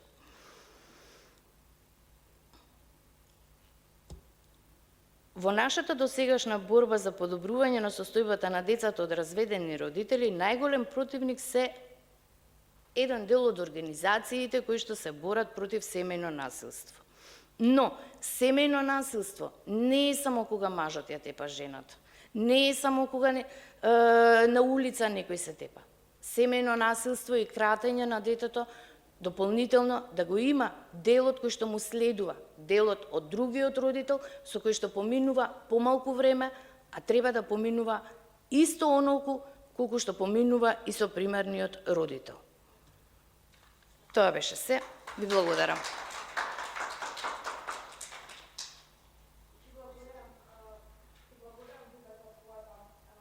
И што ни даде можност за увид во перспективата како децата го доживуваат насилството и што се може да значи насилство врз дете во случај кога родителите се разведени. Следната говорничка на трибината ќе биде Нена Смилевска, инаку Нена е координаторка на Шелтер од организација на жени при град Скопје. Нена, повелете. Аплауз. Нема потреба. Нема потреба. Благодарам на организаторот за поканата. Драго ми е што имаме гости и сакам со вас да размениме адреси, телефони за комуникација, бидејќи работиме сите поврска со семејното насилство, меѓутоа пак у некои одредени сегменти. Доаѓам од организација на жени на град Скопје, која е прва невладина организација, формирана многу одамна, веројатно по мене се гледа, 91 година, која ја формиравме за да ја подобриме положбата на жената, да ја еманципираме, да видиме што, пошто оваа средина е стереотипна, патриархална, така да можеме да ја подигнеме жената малце повисоко. Да, од почеток од организацијата веќе првиот период сметавме дека треба да направиме нешто за да, бидејќи чувствуваме дека жените трпат насилство, и имавме прилика од ДИА, тоа е шведска црковна организација, да ни излезе у пресед по пат на проект да ни направи обука, обучувачките ни беа од Загреб и од Белград, за формирање на СОС линија за семејно насилство. Линијата почна да работи 1994 година, до денеска без прекин. Од 2005 година е национална СОС линија за семејно насилство и работи 24/7. На неа работат обучени операторки, со доста часови на обука поминати, осен што се дежура на линијата и се даваат информации и правилно упатување на жените кои бараат помош од наша страна. Ние ги придржуваме и до институции, доколку она каже дека има потреба, дали е центар за социјална работа, дали е полициска станица, дали е здравствена установа. Излагаме у пресред и сме и у придружба. Исто и во самеот работа на СОС телефонот постои психолошко советувалиште, каде закажуваме на жените дека можат у тоа време, доколку им одговара, да дојдат на разговор со психолог. Од самата работа на линијата, после само две години и повеќе дојдовме до сознание, односно излезе како потреба, дека тие жени кога се јавуваат и со фаза на акутно насилство, нив им е потребно згрижување. Од тие причини некако гледавме како сме во можност да отвориме една сигурна куќа, транзитна куќа, некое засолниште, кое во даден момент на акутна фаза ќе ја извлечеме од домот. Така и направивме. Сега е тој собствен шелтер, во наша собственост, на кој ние исклучително сме горди и поносни на некој начин, затоа што е тоа сега наше, и од 2015 година со минимум стандардите на Инстанбулската конвенција прерасна во шелтер центар кој згрижува жени од, да кажем, 1 недела до 1 година. За престојот во шелтер центарот се прави прво проценка од стручните лица, кои ќе одредат дали треба да се згрижи и што треба конкретно да се преземе. По времето и од примаме жртви кога ќе ги посочи Центарот за социјална работа, таа соработка успеавме да оствариме, меѓутоа не на некое ниво кое ние посакуваме да биде, меѓутоа се надевам дека и тука ќе успееме нешто да го подигнеме степенот на соработка. Нас, жртва на семејно насилство, може да ни прати полициска станица, невладина организација, здравствена установа, или едноставно да правиме ние проценка и да ја згрижиме. Оној момент кој ќе биде згрижена во шелтер центарот, потпишува изјава дека доброволно сака да биде згрижена во шелтер центарот и се дава на увид куќниот ред и одма кажуваме која е таа помош што она може да очекува од нас. За време на престојот она има безбеден и сигурен престој, храна, лекови, облека, све што треба и се работи секојдневно со психолог и социјален работник, наизменично, за да видиме кои се потребите на таа жена. Иако имаме над 350 жени згрижено, во почетокот заборавив да напоменам дека таа наша транзитна сигурна куќа работеше само 24 до 48, од 2015 веќе имаме постојано е отворена. Така да има кога ќе разговара со психолог и социјалниот работник, тука се и упрашање деца, гледаме да тие кога се разговара не бидат тука, така е поставеноста на шелтерот да не бидат вклучени и директно на некој начин да гледаат што се случува со нивната мајка. За тоа време се преземаат активни мерки, дали е тоа за нејзино обработување, дали е за продолжување на некоја обука, преквалификација или доколку веќе работи, а у време на згрижување во шелтерот е приморана да отсаствува од работа, гледаме со работодавците да, пошто подолг престој ќе обавезно чекаме мерки, по изрекувањето на тие мерки ќе она може да почне да оди на работа, меѓутоа до изрекувањето на мерките не оди на работа. Имаме жени кои престојуваат прилично долго, година, година и 2, 3, 5 месеца, тоа се оние најтешки случаи кога она нема кај да оди. За жал, некои наши анализи кои ги правиме во главном, еве што спомна Харија, дека они се враќаат кај сторителот на насилството. Баш затоа што се економски зависни, децата не се со неизе и мора да се врати кај насилникот. За да по година, 2, 3 повторно се врати кај нас, значи ништо не се променило, она само подлабоко и подлабоко наблага каде што здравието е нарушено, има неколку болести, хронични и други, така да со тие жени е најтешко, ваков светол примери се поретки, морам да признам поретки, и секоја чест на тие жени, навистина се поклонувам на тие жени што ќе соберат толку храброст, не само што собрале она прва храброст да излезат понатака и нејзината мака. Каде, што, со кого и како. Институциите на системот, може душко ќе ми замери, меѓутоа морам да кажам, ете имате сознание, сите ние не сме исти, да, и не правиме исти приступ кон жртвата. Само она кога она ќе отиде, особено ако отиде сама у центарот, тежок е приступот. Останува да чека пред врата, кој ќе влезе у канцеларија. Сите едноставно колку 4-5 души работат, сите сакат да чујат што е, како е, а да не кажеме дека знаеме дека Скопје сепак е голема, ама мал град, секој пат имаме некого за кого ќе кажеме чека, имам тамо, па ќе видите се детето дали ќе се даде под некоја врска кај еден или кај друг родител, или ќе се советува, што е најстрашно што сме имали случаи, да се врати дома, дека е така најдобро. Тука сме длабоко разочарани, сега таа работа веќе се менува и од она прашање кое е типично, меѓутоа не сме да постои, а што си трпела волку, а зашто си родила 2, 3, 5 деца, си имала почеток проблеми, тие работи, тие прашања не би смеле да се поставуваат. Проблем е и кога имаме одредени интервенции во полициските станици. Иако со Законот за заштита, спречување и превенција од семејно насилство, во секоја поголема полициска станица во Скопје треба да има инспектор за семејно насилство. Негде ги има, негде ги нема.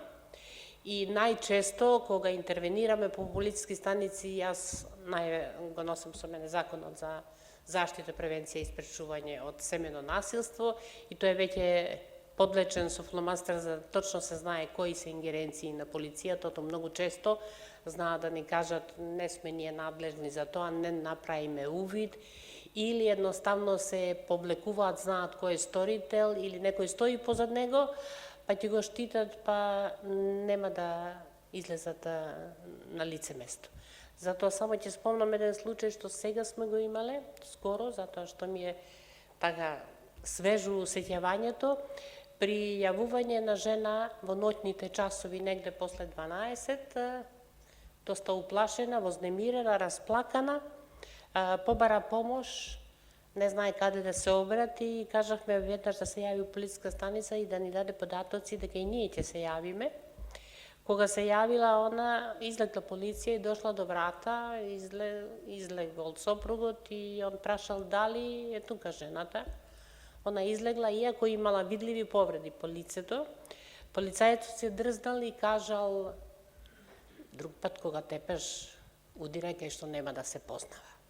Знаете тоа каква е траума? Таа жена кога повторно се јави, она вели: јас ќе умирам, а сликата ќе ми биде пред очи на полицајетот и зборовите што тоа го кажа. Ја веќе навистина не знаев од возбуда у даден момент, само и реков: оставите ми број, ќе ве побарам. Веднаш го побарав началникот на полициска станица и реков дека утре сабајле ќе свикаме пресконференција за да објасниме како се учат луѓето у полиција, каде да удираат за да ударите не се познаваат. И он беше изненаден и вика: остави ми 10 минути време, ќе средиме.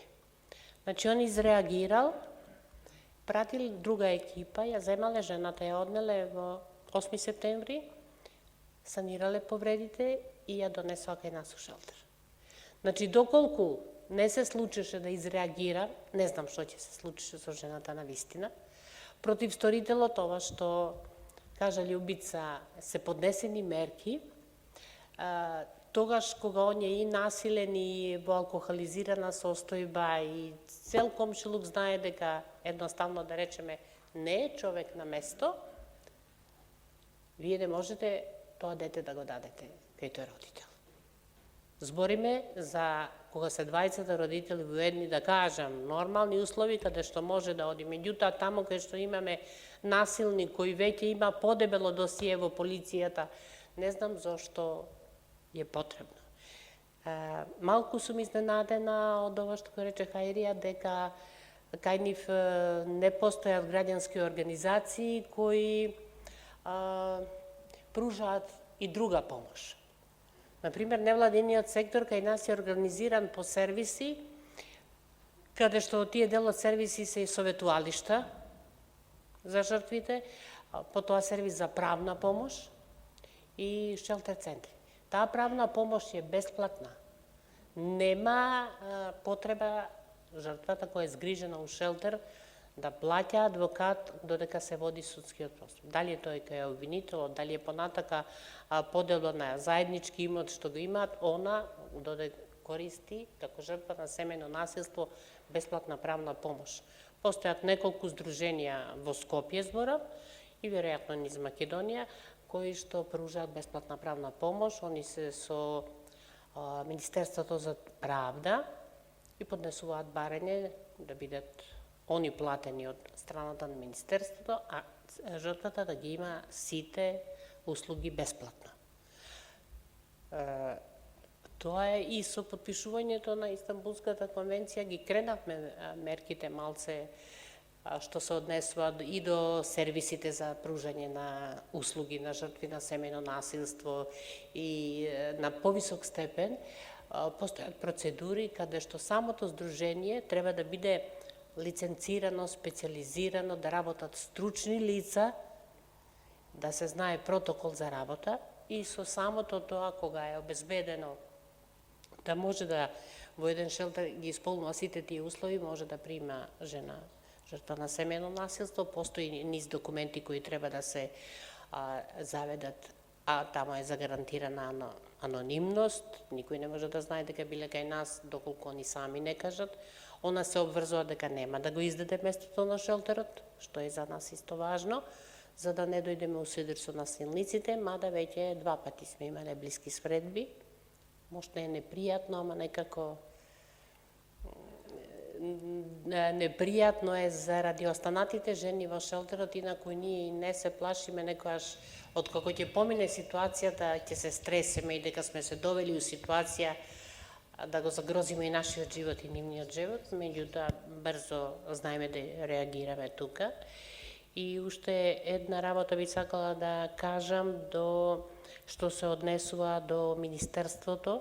Веќе 4 години Министерството за труд и социјална политика не поддржува финансиски, што е многу важно.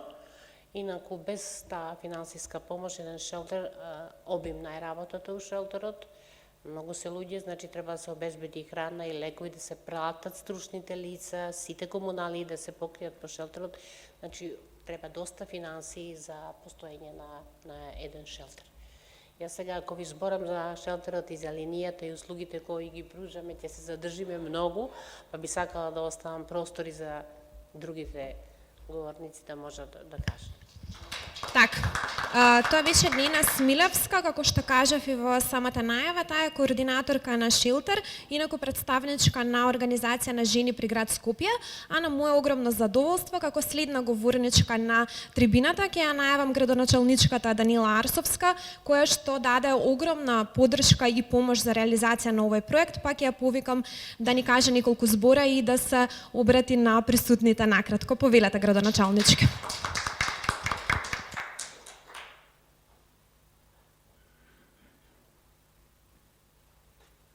Ви благодарам многу. Најпрвен би сакала да ве поздравам сите тука присутни. Оваа тема навистина е релевантна и задоволство е да се види дека повеќе држави од регионот заедно отпочнуваат со акција практично за да можеме да креираме предлози за политики кои што се важни, особено за жртвите на жени на секаков тип на насилство, особено оние жени кои што се жртви не само на семејно насилство, туку и на говорна омраза и на сето она кое што би требало секој од нас како дел од општеството да ги осудиме. Верувам дека оно што е навистина важно за сите нас е да знаеме дека меѓу општествените чинители, особено оние кои што се носители на јавни функции, дека имате луѓе кои што имаат слух, кои што знаат да почитуваат и знаат да помогнат кога имаме вакви состојби и ситуации. Градот Скопје, како што знаете, континуирано, меѓутоа е засилено од сега натаму, ќе биде посветена на тоа да обезбедиме не само помош и поддршка на овие жени, туку исто така и да возможиме да се креираат политики кои што ќе превенираат во иднина да се случуваат сите овие несакани појави општествени. Ви благодарам многу и го посакувам навистина убава конструктивна конференција.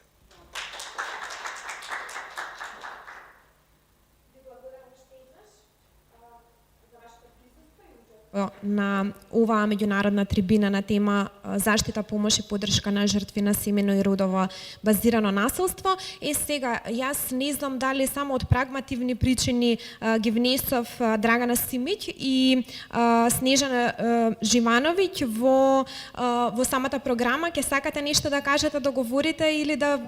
Да, па тогаш ја најавувам Драгана Симиќ, инаку Драгана Симиќ е уредничка на списанието HR од Белград. Повелете, Драгана. Dobar dan, ja ću kratko. Ovde govorimo u ime medijskog tima Udruženje HR.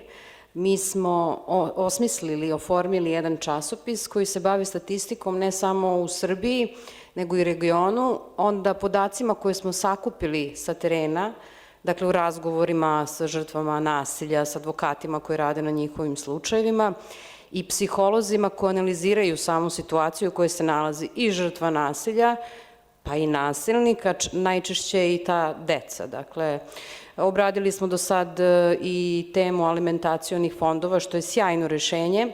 Znam da to ne postoji u Makedoniji, ne postoji ni kod nas. Imali smo slučaj žene koja je dobila decu, isto žrtva nasilja, i dobila je određenu alimentaciju koju je trebao on da plaća i nije plaćao duži period i završio u zatvoru i tako dalje, onda opet nije plaćao i sve to tako išlo u krug, što je naravno izazvalo kod nje, odnosno u toj porodici i za tu decu koju je čuvala, veliku ekonomsku nestabilnost, jer jedna plata, pa platiti račune, pa stan i tako dalje.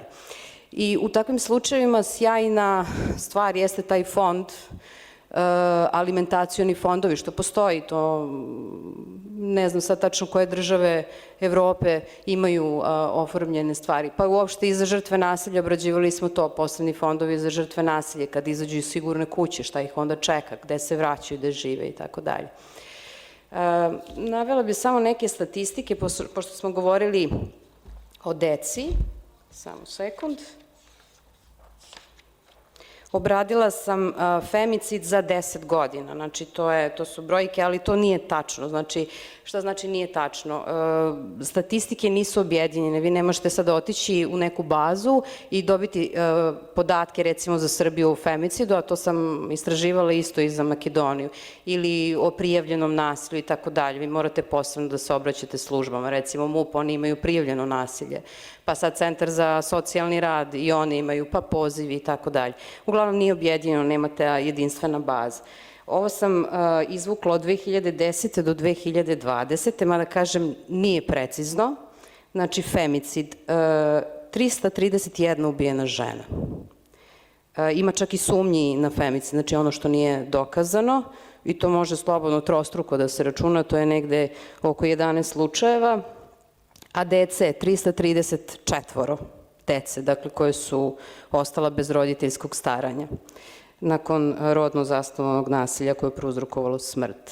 Takođe imate i nasilje žene koje su umrle nakon dugotrajnog trpljenja fizičkog i psihičkog nasilja. Znači, medicina dokazuje koliko je taj, ne samo običan stres, ono od svakodnevnog života, nego stres življenja sa nasilnom ličnošću, koliko može bolesti izazvati koje kasnije mogu uzrokovati smrt.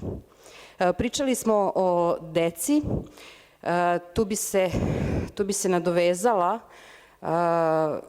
žena ostaje u porodici sa nasilnikom i ona sa njim živi recimo 50 godina. Neću navoditi nijedan pojedinačni slučaj, iako upoznala sam ženu koja je recimo odgajila to 3 dece, gde je jedno završilo fakultet, drugo pobeglo u Ameriku, treće i onda se tek razvela, jer je ostajala zbog dece. Taj dečak, ako imate sina, uzmimo za primjer, on će naravno pokupiti onaj obrazac koji je naučio u porodici. Ćerka pokupit će obrazac koji je naučila u porodici. Tako da smo u tom slučaju jedne naše korisnice, njena ćerka je završila jedna potpuno sama, druga je završila u istom obrascu kao njena majka, a sin je uvek ulazio u nasilne te neke veze iz kojih su žene bežale, jer nije se nikad ni oženio. Tako da, ostajući da bi zaštitili porodicu, žene koje ostaju da bi zaštitile porodicu, na kraju je unište. Mora se naći rešenje. Kada govorimo o tome, jedna žena, ne znam u kojoj smo emisiji bili, da li se ti, Hajrija, sećaš, kad je nazvala jedna žena i rekla, pa zato prvo uđite u njegovu kuću, vidite gde on živi, dobro ga upoznajte, pa onda zasnujte porodicu. I to je tačno. Zaljubljenost je jedno, a život u dvoje je nešto sasvim deseto. Hvala vam. Eto, ja ću kratko da ne oduzimam mnogo vremena.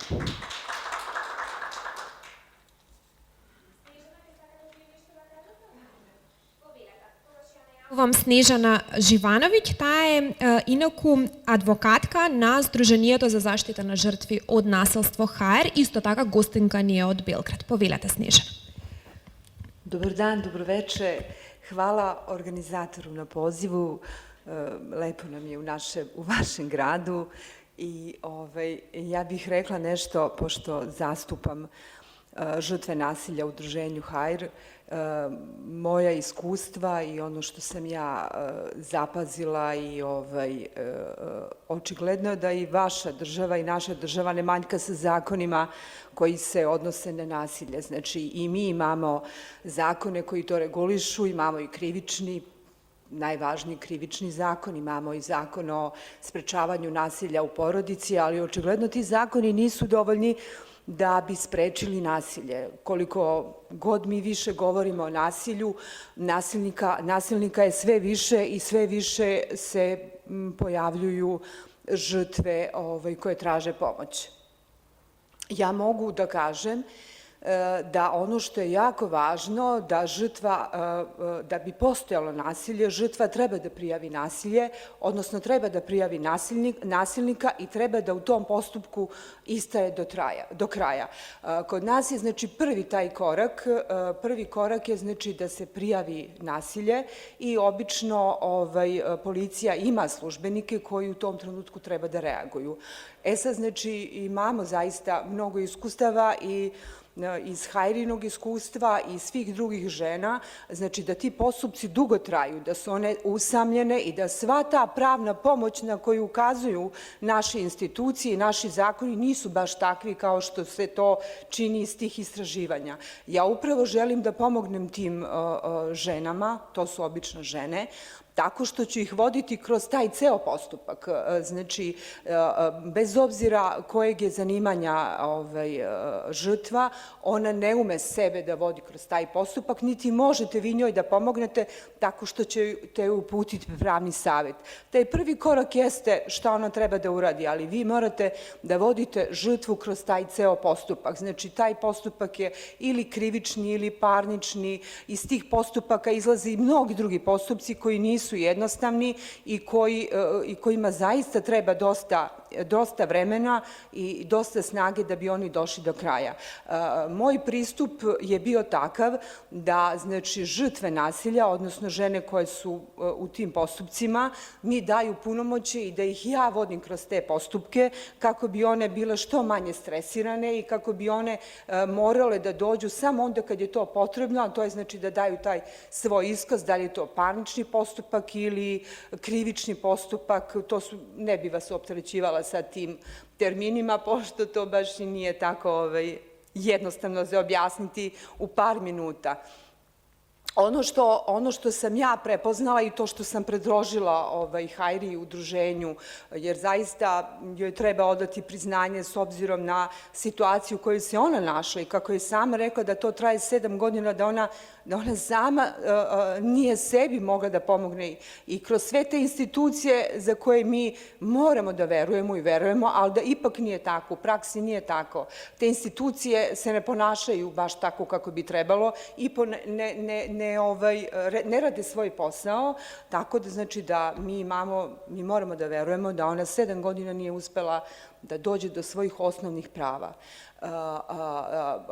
Naš stav je da žene, odnosno žrtve nasilja, imaju besplatnu pravnu pomoć. Šta to znači? To znači da ih naš pravni tim, odnosno naši advokati, vode kroz taj ceo postupak. Ako je to, znači, postupak u kojem je nasilnik udaljen iz svog doma, iz svog stana, mi ovde, pretpostavljam da vi imate sigurne kuće, ali šta znači sigurna kuća?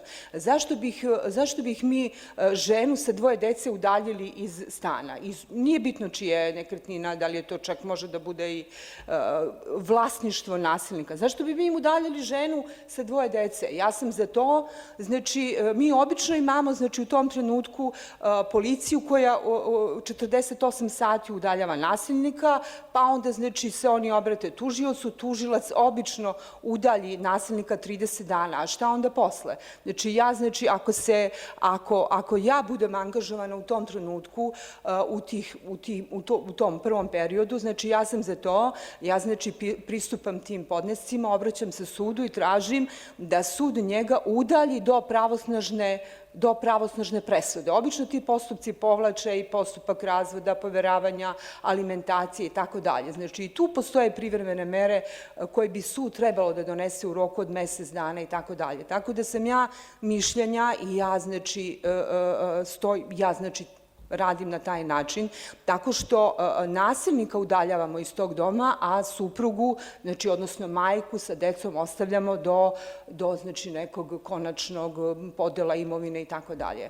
Tako da, znači, stojimo iza toga da ta žrtva ima potpuno besplatnu pravnu pomoć. Znači, ona ima našu advokatsku pomoć besplatno. To, naravno, nisu samo pisanje podnesaka i tako dalje. To nekad je jako tanka linija između advokatske pomoći i rekla bi neke pomoći, više je tu uključen, više su tu treba psiholozi i tako dalje, ali prosto mi smo upućeni na njih tako da smo, znači, u kontaktu i tako dalje. Znači, dajemo savjetu i kod nekih pitanja koja se ne odnose na naš deo posla, ali prosto, znači, kad će viđati decu i tako dalje. Prosto želimo i ono što je naš savjet i ono što mi savjetujemo, da osnažimo ženu, da žena ostane do kraja u tom postupku, znači, jer ako je u pitanju krivični postupak, on ne traje kratko. Znači imamo istražni postupak u kome treba da se, ako dođe do podizanja optužnice, i mnogo puta se desi da žena odustane. Znate, u tom krivičnom postupku vi imate žrtvu nasilja, imate žrtvu i imate nasilnika. Sud je taj koji treba da utvrdi da li je do nasilja došlo i da tog nasilnika osudi. Ukoliko žena odustane od te krivične prijave i ukoliko se ona ne pridruži kao svedok, ukoliko ona ne do tog odustaje se od tog krivičnog gonjenja. I onda, znači, kao da nije došlo do nasilja. Mi stojimo iza toga i savjetujemo, osnažujemo ženu da ona do kraja izdrži u tom postupku i da, znači, taj nasilnik bude kažnjen za to delo kako je predviđeno zakonom.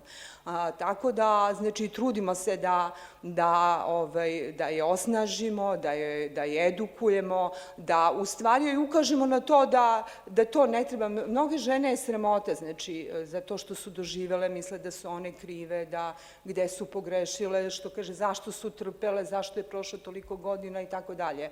Ali, evo, trudimo se da pomognemo zaista maksimalno i da te žene izdrže u tim postupcima i da izađu iz toga, da sačuvaju svoje zdravlje, svoju decu i tako dalje. Tako da i ono što ja želim kroz ova udruženja da utičemo na i ministarstva i na naše državne organe i na radne grupe koje menjaju zakone, jer znači zakon, koliko god mislimo da je zakon dobar, život je uvek ispred zakona i uvek nešto treba da se promeni.